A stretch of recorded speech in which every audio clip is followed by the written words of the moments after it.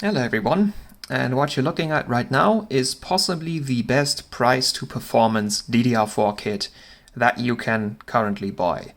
So, this is my two OEM sticks of Samsung 4GB eDie. And yeah, like these sticks are super cheap. I got these two off eBay for around 25 euros, and for that price, they are absolutely unbeatable in performance. Now there's one main issue. Samsung 4GB eDie is a 4GB IC, which means that each memory chip only stores 512 megabytes of data, which means that one rank with 8 chips makes only 4 gigabytes. And there's only one rank on each DIMM. There are dual rank DIMMs available, but in my experience, those are a lot harder to clock high than these single rank DIMMs. So you're probably not gonna get the results that I'm about to show you with dual rank DIMMs. So sadly, if you get two of these, you are only going to have 8 total gigabytes of RAM, which, if you wanna use these to play games, is probably not enough anymore these days. So really what these are useful for is low-cost test benches. So yeah, let's say you just upgraded your CPU and also your motherboard because you're switching platforms. But you're keeping your RAM kit and the rest of your system because why would you get a new one? They are compatible. So now you have an old CPU and an old motherboard, and you're kind of interested in overclocking, like you're watching this channel after all, so I guess you have a slight interest in overclocking. And you're thinking, well, I have my old CPU and motherboard, really only all I need is just some random cheap cooler, some RAM, the power supply. You don't need a case, you can just use a cardboard box as a cheap test bench. And yeah, so a cheap power supply, there's cheap, decent power supplies available. There's also a bunch of cheap, decent heatsinks available for CPUs. But when it comes to RAM, it's a little hard to find the right thing because, really, really fast RAM is very expensive, and someone who's just putting together a test bench with their old components is probably not gonna spend the money for a really high-end DDR4 kit. In come these. So as I said, you can find these for 8 to 12 euros per stick, so two of them for around 25 euros on eBay. So specifically, if you want to find these, look for this part number right here. That's gonna find you these sticks specifically. And yeah, so the chips themselves say 5WE BCPB. So the E stands for eDie, and the BCPB is the speed bin.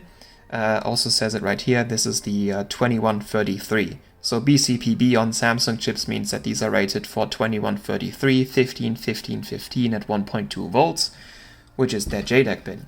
And that is the only thing they're rated for. These sticks do not have XMP.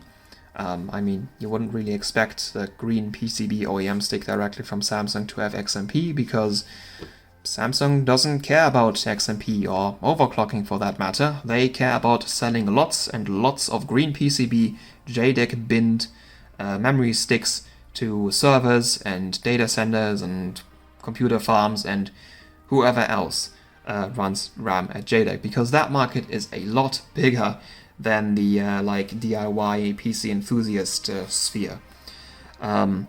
So these do not have XMP. You plug these in and they run at 2133. That's all they do. Everything past that is gonna be done manually by the user. Not that I have a problem with that. I bought these specifically to do that. And yeah, so eDie is known to be a very decent chip. Not just as a cheap, it has a reputation for being a very good and most of all reliable chip. Because you can't do this approach with BDie. So BDie is the best chip on DDR4. Samsung 8GB BDie is unbeatable. You cannot convince anyone otherwise. It is the best chip. However, BDie is a very inconsistent chip, which means that the chips have to go through lots of binning before they end up in a kit that's actually capable of clocking very high, which is also sort of a reason why the high-end B-die kits are so expensive. Well, most part of it is because they get sold at very high frequencies, but part of that is also the lots of binning that the resellers like Corsair and G.Skill have to do, so that they can say this kit will reach those speeds, because there's a lot of B-die out there that is just really bad. I know, I bought 2 green PCB OEM B-die sticks, and they are very bad, like, very bad. So B-die is very inconsistent, and you can't just buy cheap green PCB sticks off eBay for that. But you can do that with E-die, because E-die is a very consistent chip. The green PCB OEM E-die sticks will pretty much do the exact same settings that the binned, resold by Corsair and G.Skill and whatnot E-die sticks will do. The only difference that I've really ever heard about between green PCB OEM and resold binned sticks is that the resold ones usually do a little better TRFC. But as you're going to see, the TRFC on these is not bad either. So it's not really a thing that I would specifically care about, especially because like binned E-die is kind of getting expensive, because it is a very early chip that doesn't really exist anymore. It's not being made anymore. But there's lots of these OEM sticks that people just throw out of servers that they're upgrading. So yeah, these are a lot cheaper to get than binned E-die, and because the performance difference is so small, I don't really care about that. I would just recommend to buy these. So how do these things actually perform? Well, I have already made a video about overclocking these two, and well, they were decent, but I didn't really manage to clock them that high. But I have recently revisited them, and well, I got them clocked a lot higher. I have managed to post and validate that they are stable at 4300. And at 4300, they do some impressive timings. Like, the primaries are not really that great. Like, E-die is not known to have the best primaries. That's kind of why, well, before B-die existed, E-die was the go-to overclocking chip, but then B-die came out, and B-die just is so much better. So, like, it doesn't really look that special, but the sub-timings, and especially some of the tertiaries, are really, really good on these, and that's reflected in the performance. This is only the second kit, like the only other kit, except for my really high-end B-die, that can crack 10,000 score in time-space CPU test on my 8700K. And even in LinPack, these two random eBay 25 euro sticks are breathing down the neck of my high-end B-die, even in LinPack, which is a test that just scales ridiculously with memory settings. Like, TimeSpy has great scaling with memory, but LinPack is even more so, at least on DDR4. On DDR5, apparently, it's no longer that crazy, because you do actually have so much bandwidth that other things start becoming the bottleneck. But yeah, like, these sticks are really goddamn fast. So let's show you that. So here we are, currently loading into Windows. And any second now, we should be on the desktop. Here we are. So, here's the settings. 4300 on 2 random 4GB OEM sticks. It's just, like, this is not even the max. I have seen sticks just like these do over 5000. It's just that, well, the Maximus 9 Apex, even when flashed with a Maximus 10 Apex BIOS, is just, there's only so much frequency it can do. Like, it does do a little higher frequency on B-die. I managed to post up to 4600, but only really had stability at 4400. If I ever get a better motherboard, I can clock these even higher than that. But, like, still, these do 4300. Like, that's really impressive, I think. Now, as I've said, the primaries don't look that great. Like, it's CL17. The thing with E-die is, if I'm only running 1.5 volts on the memory. E-die has a thing where you can push insane amounts of voltages into it. You can push 2 volts into this memory chip and it does not care. It doesn't even need maximum. Like if you do like super high voltages on B-die, you start needing to use maximum. E-die doesn't need that. E-die just keeps working normally.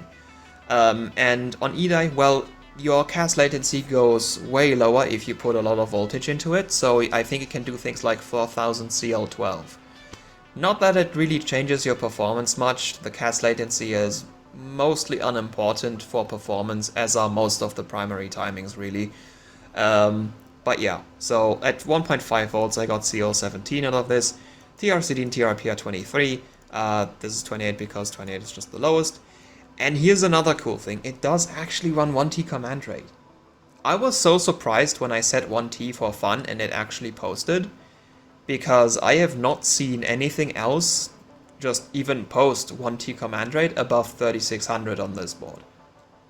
Now maybe that's because the last time I tried that I was a lot worse at memory overclocking than I am now, but it could also just be that E-die is just magic. But anyway, it runs 1T command rate at 4300 on a Z270 board. That is seriously impressive if you ask me. Then TWR is 14. Actually, this is actually set to 13 in the BIOS because my CAS write latency is 16, which is 1 lower than my CAS latency, which means that this will always be 1 higher than what you actually set it to. TRFC is at 400.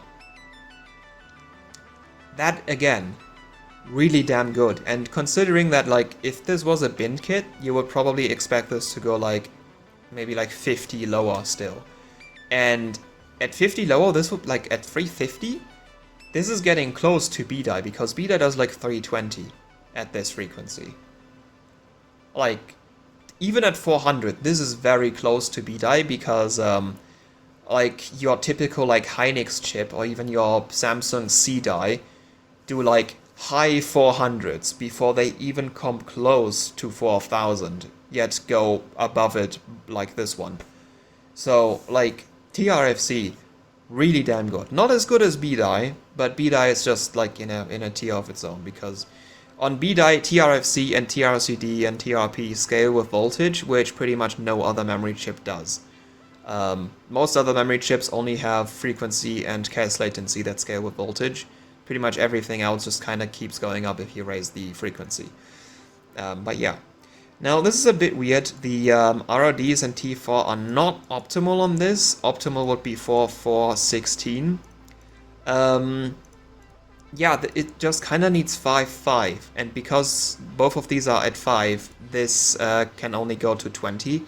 Like you can set this lower in the BIOS, but it doesn't do anything, because T4 is always 4 times of whichever of these is lower. So if one of these is 4 times 4 is 16, but because both of these are 5 times 4 is 20.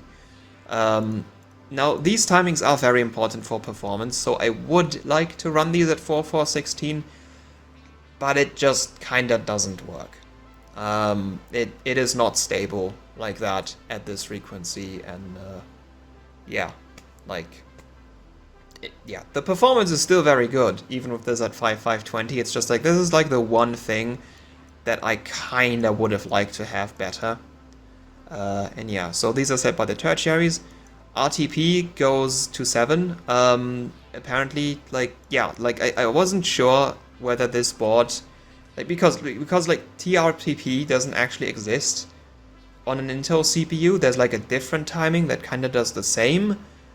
That's like somewhere buried in the BIOS usually, and depending on what motherboard you have, setting the RTP setting either does change that buried setting or it just doesn't do anything. It seems on this BIOS, it seems on like this BIOS and this board, it does change it because it does pick up as being lower than 12, which is the auto setting. But I'm not entirely sure if it actually does something.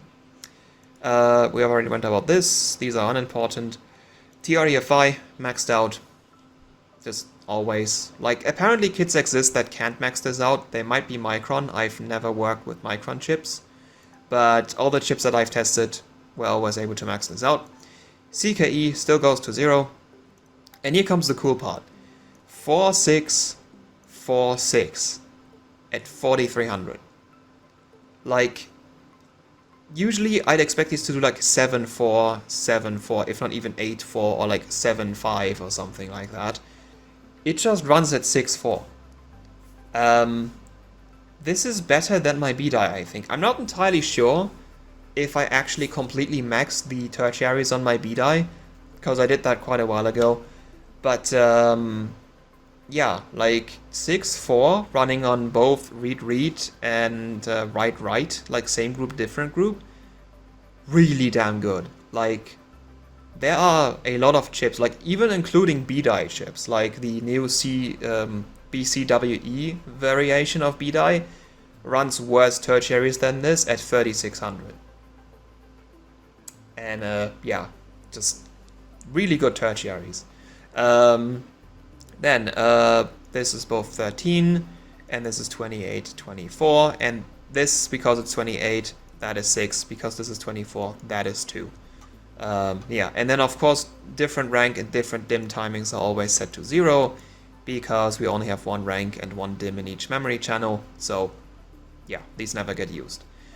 And that's the settings. So let's run some time spy and see if we get a proper score. And I still have to have my LAN cable connected to the motherboard to make time spy run. Like if I disconnect the LAN cable, time spy will refuse to run and just say not available, and I don't know how to fix that. So I need to have the LAN cable connected, which unfortunately means that things communicate over the internet and things happen in the background, and sometimes you lose up to 150 points from your benchmark score and you just kind of need to rerun it. But yeah, like I've run this many times already and I know what to expect. Like I already said, this breaks 10,000 points. It just needs to like do it now as well on camera. Yeah, but this and my Viper Steel kit are the only two kits that have managed to get over 10,000 points in time spy on my 8700K. Other kits have come close. Like I've seen just below 9900 on some kits, but only this and the Vipers can exceed 10,000. So let's see if it just did that, or if we have to rerun this. Nah, it didn't. It did not. It did not. Probably because I forgot to close this. Yeah, rerun that. It's already a pretty good score, but I just want to see the 5 digits. I just want to prove that it can do 10,000.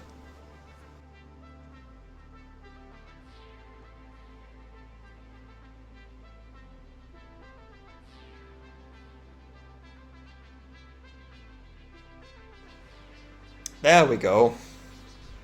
Yeah. Over 10,000. I actually saw the personal best I got on this was just below 10,100. I actually think I have that saved. That should be this run. That's like sorta the best. Yeah, well, it's like 20 points more. Yeah, so like it does 10,000. For comparison, this is the Viper Steel kit. And like it's not that far ahead. That's only like 150 points or so. Like not that far ahead. And these are 25 euro sticks off of eBay. This is just amazing performance for the money you spend. Well, of course it's only 8 gigabytes total, so you can't really use this for like actually playing games on it. But if you wanna build a test bench and you want good RAM, get this. Like, don't spend too much money on like a mediocre XMP or like a way too expensive high-end B-die kit. You can just get this, because benchmarks run just fine on 8 gigabytes. Like, this is even easier to stress test, because like the less RAM you have to stress test, the faster the tests go. So yeah, it's just amazing. And let's also run LinPack. We need to go into BIOS real quick and change the CPU to 5.2 instead of 5.3 for that. But yeah, like LinPack is also gonna deliver very impressive performance.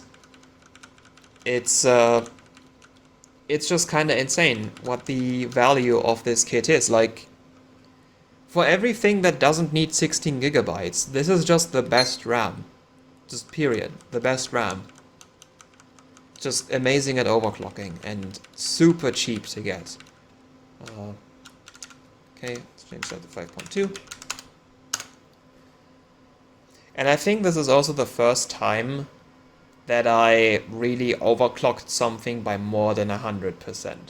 Like, you could count the Viper Steel B die as well, because those are also BCPB rated, which is 2133.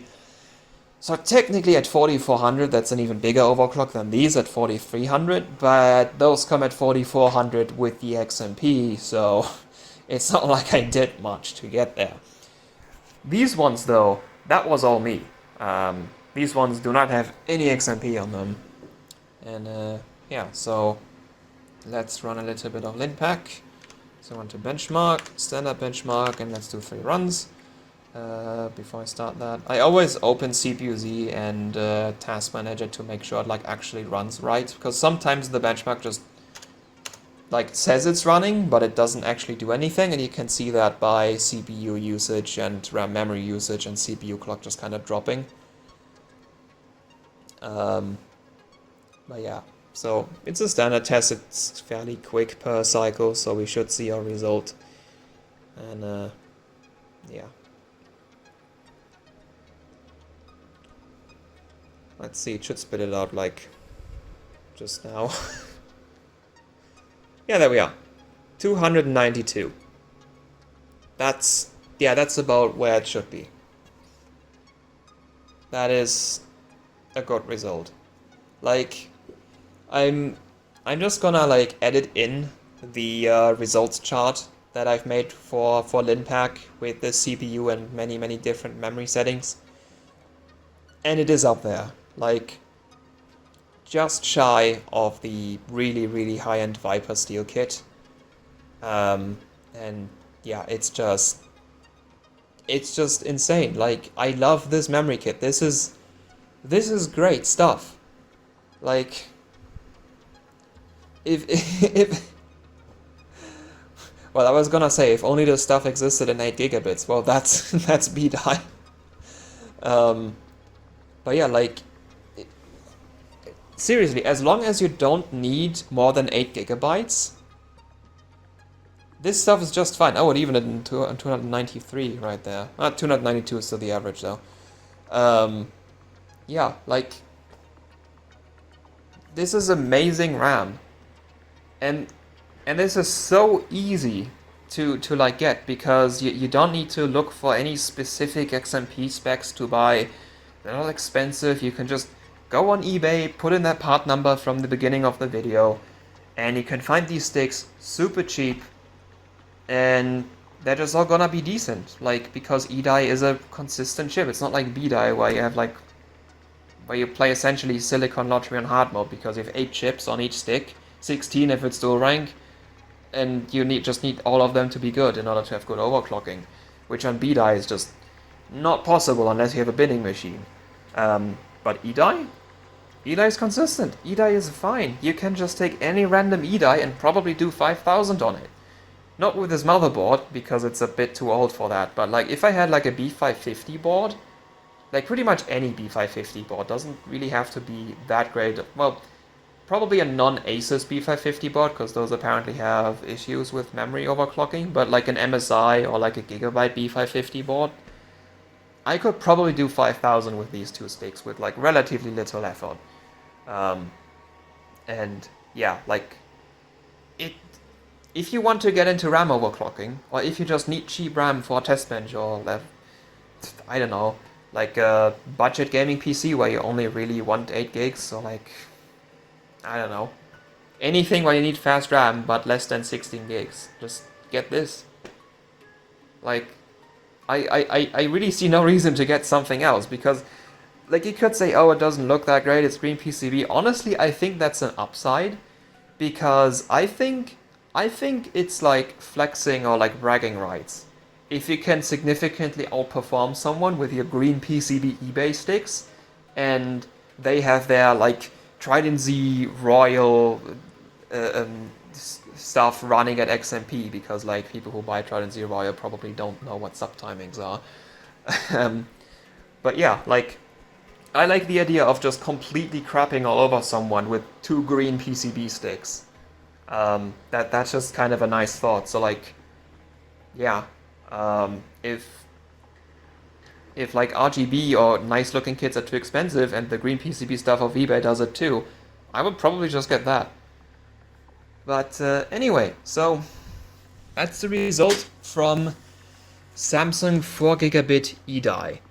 And in my opinion, amazing memory, like just memory chip that I very much recommend for anyone who just, like, it's cheap enough to just buy for fun. Like 25 euros, what's that? That's like one visit to a cinema. If you just want to try memory overclocking and want to use DIMMs that you can just shove enough voltage into so that, well, the DIMMs are not gonna die, something else is gonna die first, let's say that. Like, if you just want, like, random memory to mess with, stuff is perfect. It's perfect. And yeah, so that shall be it then. So thank you for watching, and until next time, goodbye.